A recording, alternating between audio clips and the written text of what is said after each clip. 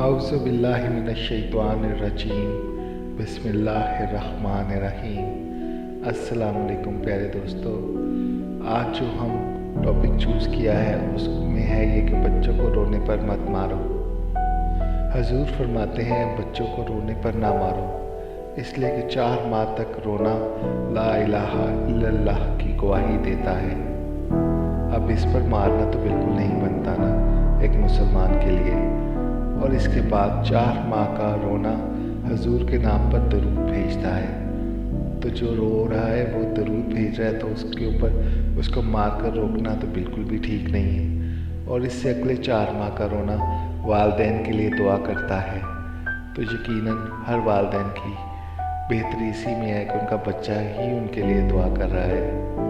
लेकिन इसका ये मतलब भी नहीं है कि साल के होने के बाद आप उसको मारना पीटना शुरू कर दें।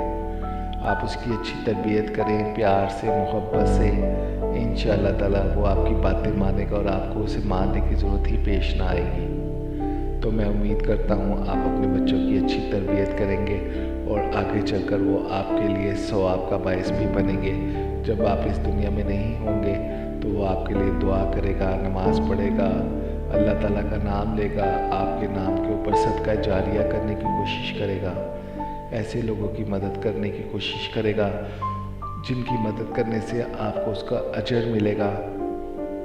तो मैं उम्मीद करता हूँ एक अच्छी औलाद बहुत बड़ी नेमत है, तो अल्लाह ताला हम सबको उससे नवाजे, चाहे वो बेटी हो चाहे वो बेटा हो। अच्छी औलाद ही सबसे बेहतर है। आमीन या रब्बुल आलमीन।